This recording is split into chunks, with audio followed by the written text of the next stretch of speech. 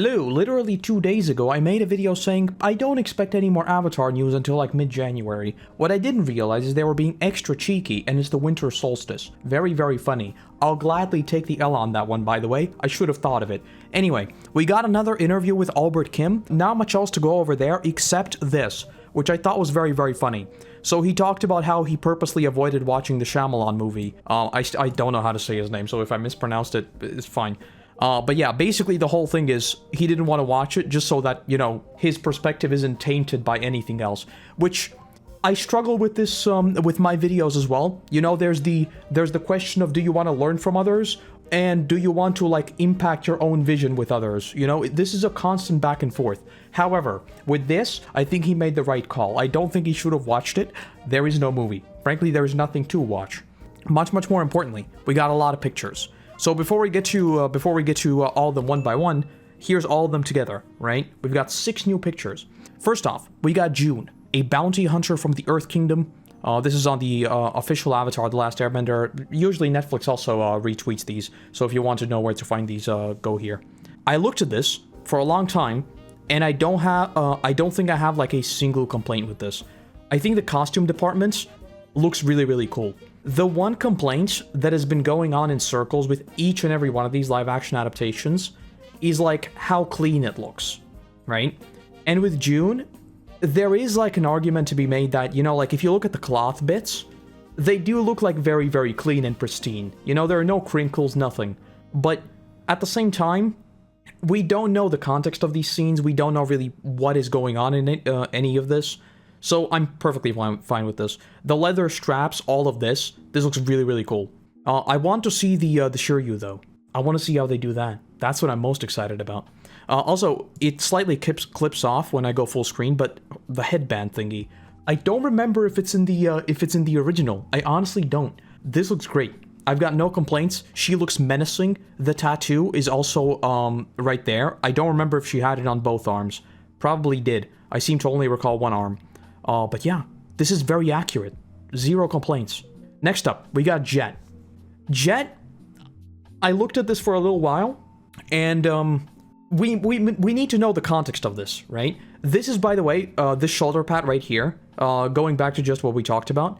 If you look at like the scratches and the wear and tear on it, this is what I mean, right? This shoulder pad right here looks perfect. There's like even a brief, like actual marking across it. It seems worn. His clothes, on the other hand, once again seem like perfectly ironed, you know? So I think it will depend on like the scenes and what's actually going on. My biggest fear is that we maybe see something like earthbending or waterbending, and like the effects of bending are not permanent. If someone gets struck with water, I want to see their clothes wet. I know it's dumb from a filmmaking perspective, it really is, but I want to see that. I want to see these bits of continuity. Same goes for firebending. If someone is engulfed in fire, like, singe their clothes. I know, it's gonna be weird, but otherwise, I feel like there's, you know, like, in a cartoon, there's far more suspension of disbelief, which is why we also can watch Aang walk around in the same outfit for, like, 2 seasons, right? In live action, these things will stick out, so I'll be curious to see how they do that. But going back to what I started saying, he looks a bit too whimsical. That said, in the cartoon, for like the first half of the episode, before he goes, you know, a little bit over the top, he is also very, very whimsical. So, I don't know, once again, the context of this scene, and I guess we'll find out. Speaking of context, let me jump ahead. The reason why I'm getting very, very, very curious about these things, right? Here we have Suki, and, Mayor Yukari? I guess Yukari is probably how you say it. This is a new character. I am digging through my memories. I do not recall this name from neither the novels. I don't think anyone like that is mentioned in the role-playing books either. I think this is a new character, which will be very, very interesting considering that Suki is, in a weird way, she's kind of like Sokka, right? She was the only, well, she's not the only warrior left behind, but she's one of the few warriors left behind, right? And they are protecting the island. This might be a case of just changing the, because there is the old dude on Kyoshi Island in the original animation, right? So this might just be a slightly remixed character, and this is just like the village elder, if you will. But I don't know, because I don't think we know anything about Suki's parents, do we? I don't think so. Maybe I'm forgetting something, but I'm almost certain I'm not. If I am, correct me if I'm wrong, and I'll go back and read it. Because there's a lot of side lore that's been coming out about Avatar as well. I know the graphic novels are also still coming out. So maybe I've missed something, but this does seem like potentially a remix of sorts. We'll see. We'll see.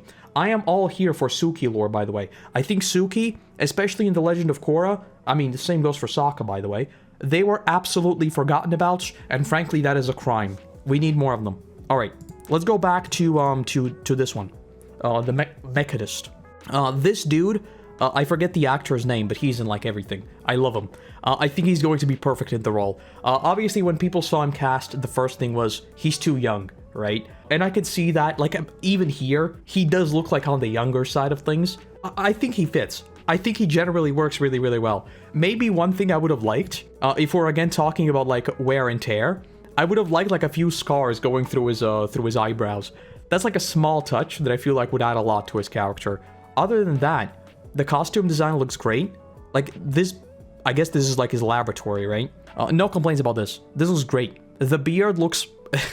it looks just as, I don't even know how to say it, like, stringy, I guess, as it did in the animation. The hair being a little scruffed up, that's great. No complaints here. No complaints. The weather here, also, very torn, very worn, very good. The only complaint I can already see is that people might say he just looks a bit too young. But, you know, I'm fine with it. I think with a character like the Mechanist, the personality will definitely be, like, the most important. I wish I remembered the actor's name, but I think he'll nail it. I think that's why they cast him. I think he needs to be, like, very charismatic, very likable, and all that. You know, considering that in the story he's not an antagonist, but he does play an antagonistical force within this episode, right? So he needs to be sort of very charismatic to offset that and not just seem like a baddie, because eventually he does work alongside us, and then we, you know, he's a buddy at the end of the story. Well, I mean, he kind of always is, but he's also kind of not, you know, it's like moral grayness, I guess. Yeah, no complaints here. Very, very good. We talked about this. Again, not sure. We'll see. We'll see. I'm going to go through all of my archives once I'm done recording this, because I just wanted to talk about it very quickly without doing some extra research. Gran Gran, the esteemed elder of the Southern Water Tribe. Number one, she's got the hair loopies. 100% accurate, no complaints. I also really, really like this design right here, right? On the clothes, that it has like the water bending symbols. I think that is really, really cool. Also, their tribe does look a little bit bigger than I kind of thought it was in the animation. To be fair though, if you go back and look at the animation, some of the scale is a bit off if you really watch the episode like continuously through and try to pay attention to like the scale of things and the places of things, you know. So this might just be a matter of actually bringing it to into live action, and so in practical terms, it is like a little bit bigger. It's not a complaint at all. It's just something I noticed looking at the picture. Frankly, it doesn't really matter that much. Like, it's more so the point that we need to get across, right? In terms of character designs, this is how I expect Gran Gran to look. The only thing that is kind of, it sticks out to me is the color, maybe? It looks kind of like, it looks a little bit fake, you know? It looks a little bit, like, plasticky, I guess. It would be very awkward if this is like actual real hair or something, but I don't think it is. It looks a little bit plasticky. I don't know any other way to describe it, because we talked a lot about this with the Nami wig as well, right? And the Nami wig, it didn't seem plasticky, it just seemed like artificial because it just, like the proportions or something were off. Something about it was like, it was a little bit too bright. It seemed just a little bit off, right? In the first teasers. Keep in mind, also, this is a different lens that is going to be used for the actual show. So a lot of these things that we pick on may just be down to lighting, may just be down to the angle, may just be down to the lens. That is something you always need to keep in mind. Also, color grading will look different in the show.